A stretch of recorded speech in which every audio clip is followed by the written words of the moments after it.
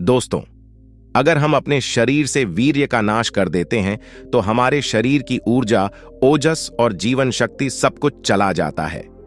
अत्यधिक हस्त मैथुन से हमारे शरीर में कमजोरी आ जाती है, किसी काम में मन नहीं लगता और कई प्रकार के नकारात्मक विचार आने लगते हैं। इसके कारण हम विभिन्न बीमारियों से घिर जाते हैं। लेकिन दोस्तों, आज मैं आपको इस वीडियो में यह बताने वाला हूं कि आप वीर्य नाश की भरपाई कैसे कर सकते हैं। इस वीडियो में मैं आपको ऐसी 3 औषधियों के बारे में बताऊंगा जिनका 1 महीने तक इस्तेमाल करने से आपके शरीर में वीर्य नाश की भरपाई तेजी से होगी। इससे न केवल आप 90% बीमारियों से मुक्त हो जाएंगे, बल्कि अधिक उम्र में भी कम उम्र के नजर आएंगे। साथ ही मैं आपको यह भी बताऊंगा कि इन औषधियों का उपयोग किस प्रकार से करना है। दोस्तों, यह औषधियां आपको अपने आसपास ही मिल जाएंगी। तो चलिए शुरू करते हैं। एक समय की बात है, हिमालय की तलहटी में एक महान गुरु रहते थे।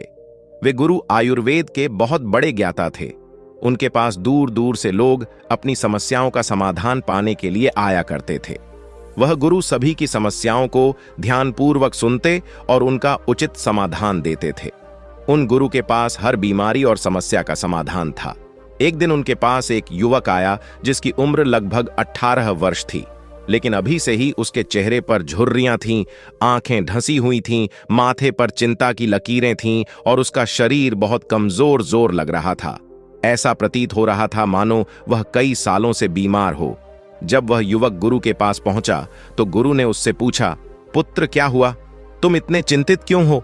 तब उस युवक ने कहा, महाराज, मैं बहुत परेशान हूं, मुझे समझ ही नहीं आ रहा कि क्या करूं।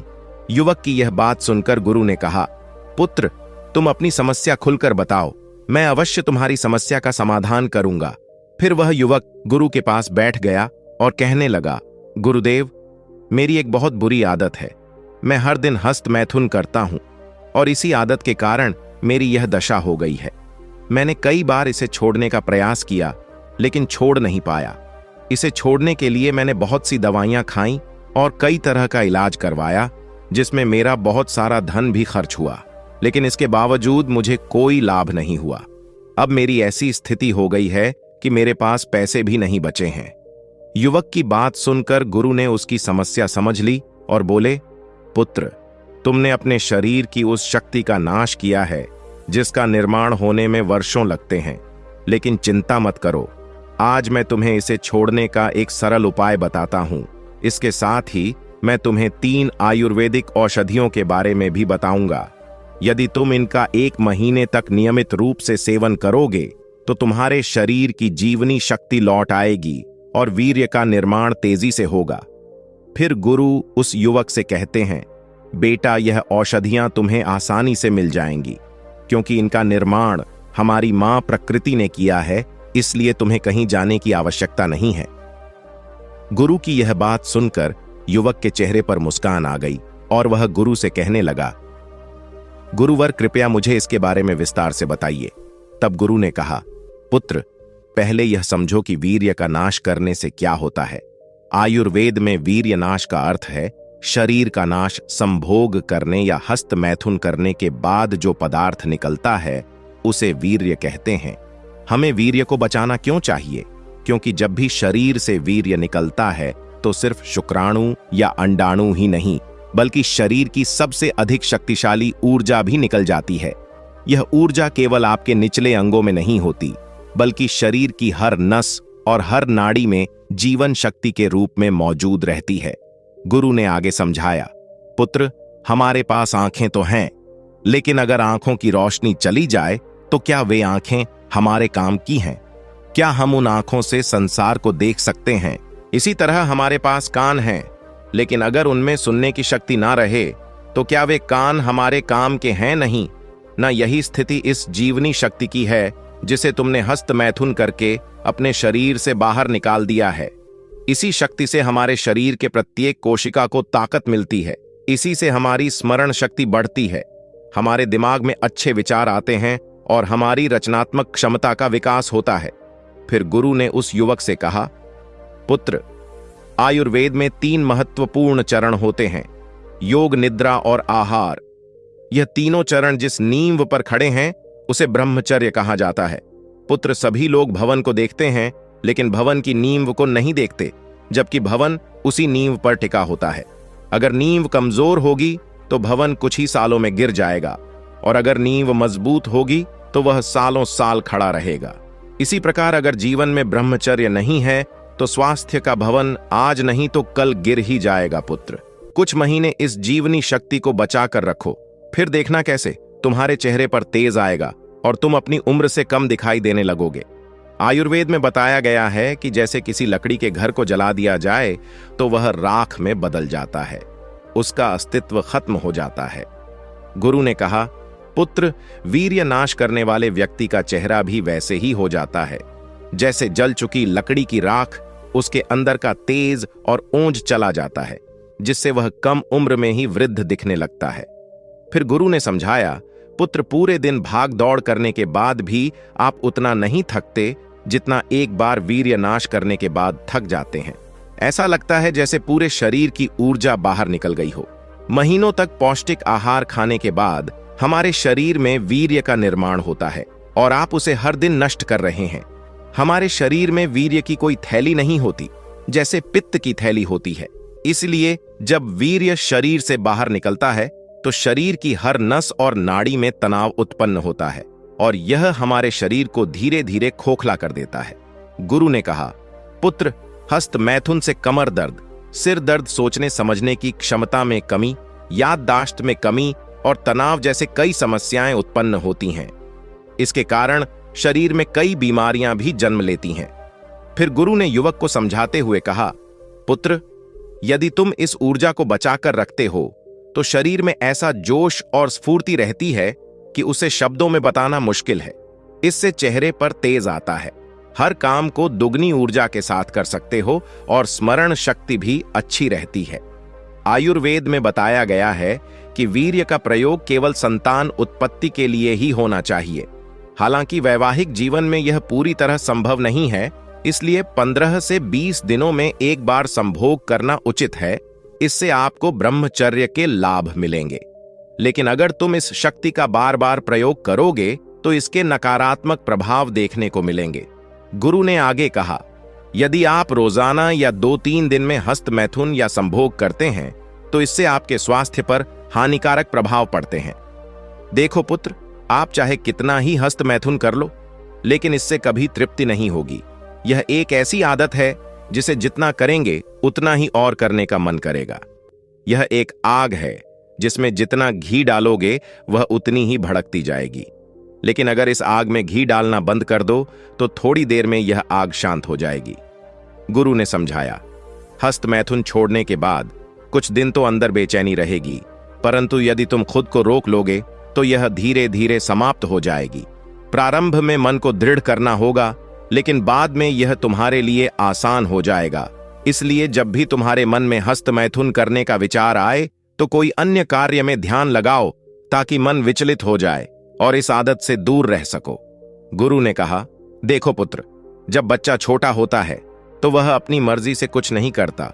उसके पिता उसे जो कहते हैं वही वह करता है, क्योंकि पिता को पता होता है कि कौन सी चीज उसके लिए सही है और कौन सी गलत। ठीक इसी तरह आपका मन भी एक बच्चे की तरह होता है जो जिद करता है, लेकिन उसकी डोर आपके हाथ में होती है। अब आप उसकी जिद पूरी करेंगे या नहीं, यह आप पर निर्भर है।